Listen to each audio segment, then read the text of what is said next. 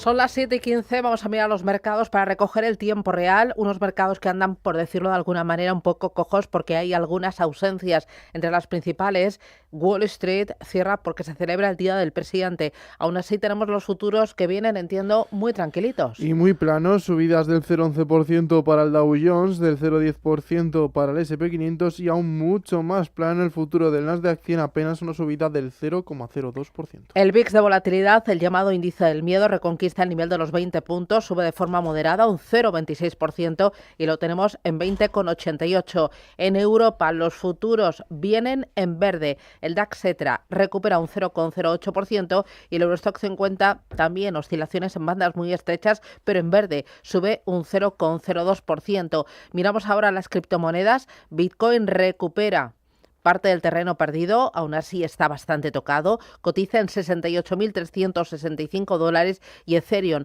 $1.960. Es el tiempo real. Miramos ahora Asia, donde también tenemos alguna ausencia. ¿Pero qué te dicen las pantallas, Eva?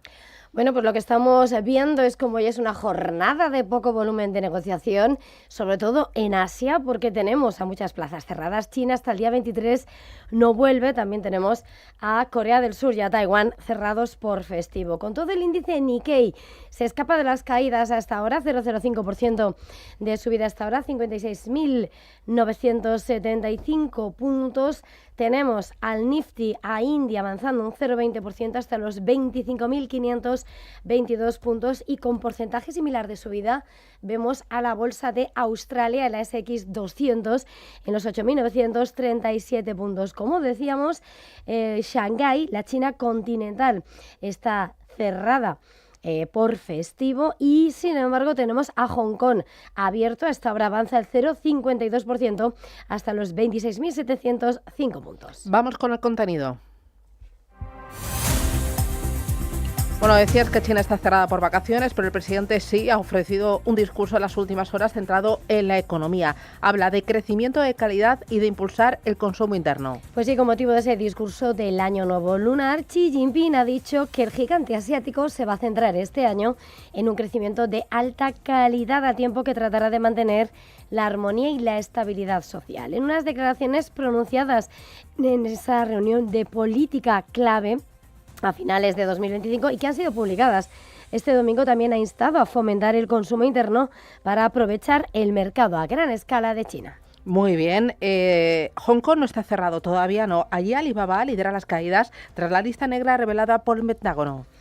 Pues sí, Alibaba, que está retrocediendo esta mañana y ha llegado a dejarse en la plaza de Hong Kong un 3%, liderando, como decías, la caída de esas tecnológicas. También la automovilística BYD, el principal fabricante de automóviles chino, y el buscador Baidu están con pérdidas de más del 1%. Son los títulos más penalizados en medio de las ventas desatadas tras haber aparecido en una lista negra del Pentágono, una lista de empresas que, según informa Bloomberg, era una actualización del registro federal de Estados Unidos sobre compañías que ayudan al ejército, solo para retirar esa lista minutos después sin dar explicaciones. La agencia también eliminaba a dos de los líderes chinos en chips de memoria, Changqing Memory Technology y Yansai Memory Technologies. Aunque a priori la lista no tiene repercusiones inmediatas, suele dibujar en el horizonte posibles restricciones comerciales. Bueno, lo contábamos, Japón evita la recesión técnica, pero el crecimiento del cuarto trimestre ha decepcionado.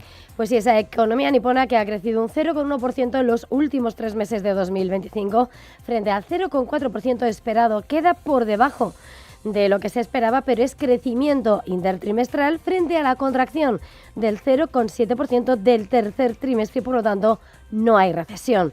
En términos anualizados, la producción ha aumentado un 0,2%, muy por debajo del 1,6% esperado, pero tras una caída del 2,3% en el trimestre anterior. Con todo, estamos viendo como el Nikkei está dudando, acaba de darse la vuelta, retrocede de nuevo, y vemos como el dólar se incrementa frente al yen hasta las 153,16 unidades. Bueno, el mercado sigue muy pendiente de las alianzas en torno a lo que es inteligencia artificial. Aquí SoftBank se está disparando tras conocerse que OpenAI ha contratado al desarrollador del agente de IA OpenAI Cloud. Se llama Peter Steinberg.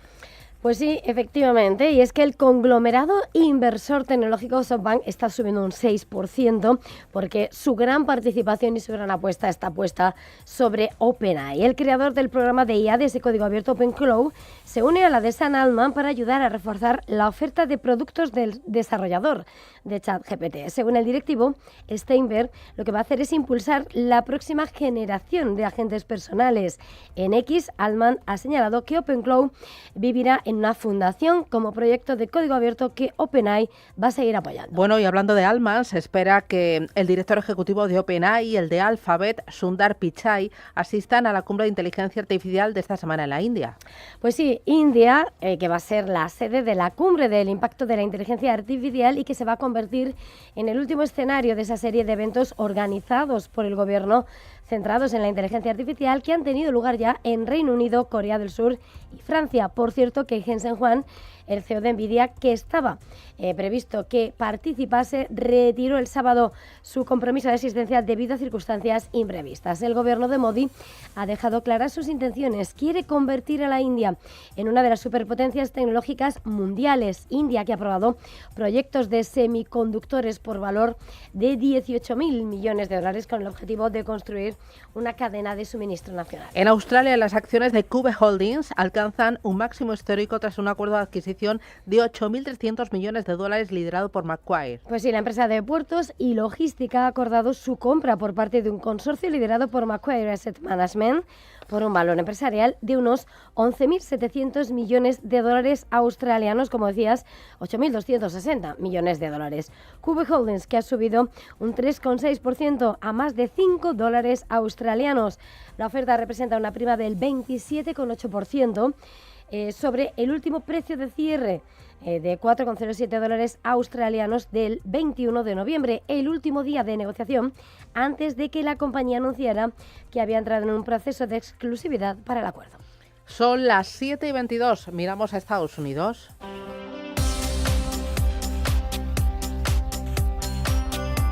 Bueno, les decíamos que hoy no hay actividad porque se celebra el Día de los Presidentes, así que la atención se centra mañana en el índice manufacturero Empire State de febrero. El miércoles tendremos evolución de producción industrial estadounidense en enero, pedidos de bienes duraderos de diciembre, solicitudes semanales de hipotecas y actas de la FED.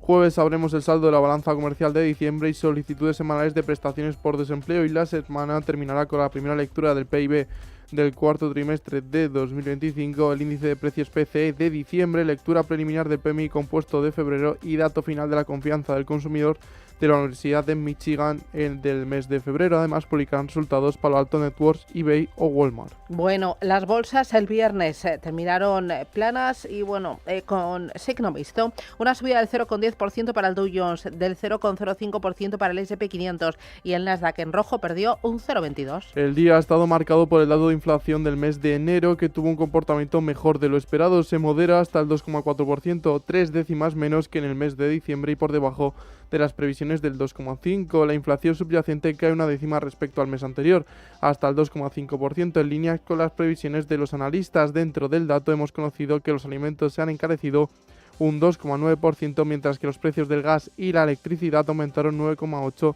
y 6,3% interanual. Lo que sí ha bajado de precio es el combustible y el precio de los coches de segunda mano. Para Donald Trump ha sido un dato de inflación fantástico. Acabamos de recibir informes fantásticos sobre la inflación, la bajada de los costes de los productos. Heredamos un desastre total, y ahora las cosas están mejorando.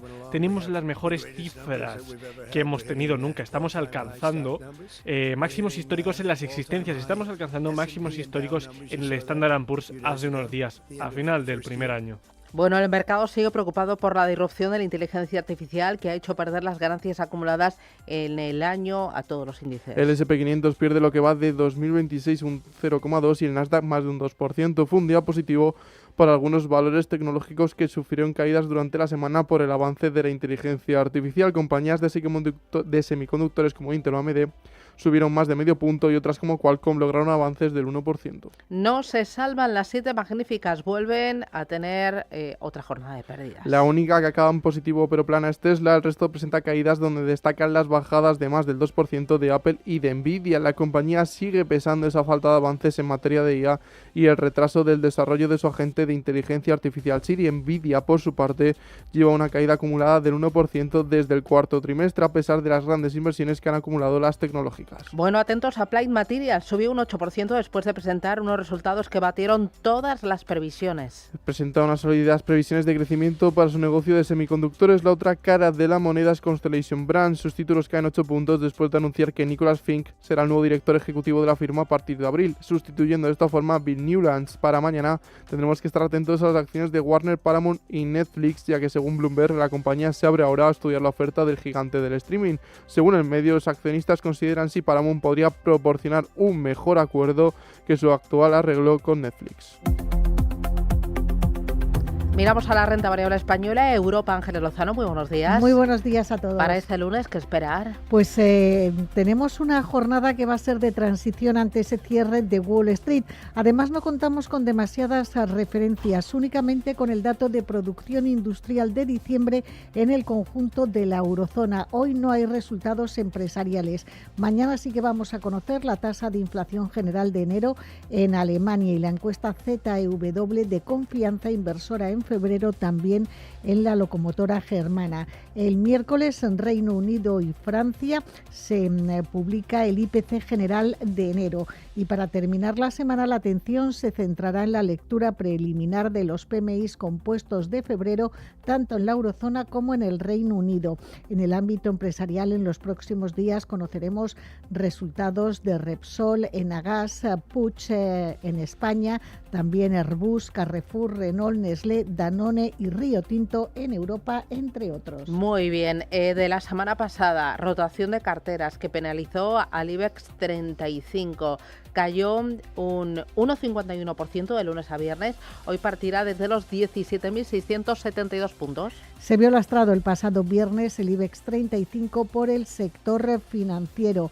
La presión vendedora se imponía, por ejemplo, en CaixaBank, que se dejaba un 4,5%, BBVA retrocedía un 3,44%, Bankinter más de un 3%, Santander y Sabadell un 2,5% y Unicaja perdía un 1,73%, aunque las mayores caídas fueron para Acerinox, que retrocedió un 4,6% después de conocerse que Donald Trump planea reducir algunos aranceles sobre los productos de acero y aluminio. Acerinox tiene gran parte de su negocio en Estados Unidos y esta menor imposición de aranceles significa que va a tener una mayor competencia. En el lado de las subidas, Mapfre, que el día anterior había recibido sus resultados con importantes recortes, rebotó. También se sumaba a los avances Celnex, que ganó un 2%, prácticamente lo mismo Acciones. Repsol subió un 1,9% al conocerse que Donald Trump ha levantado las sanciones al petróleo de Venezuela.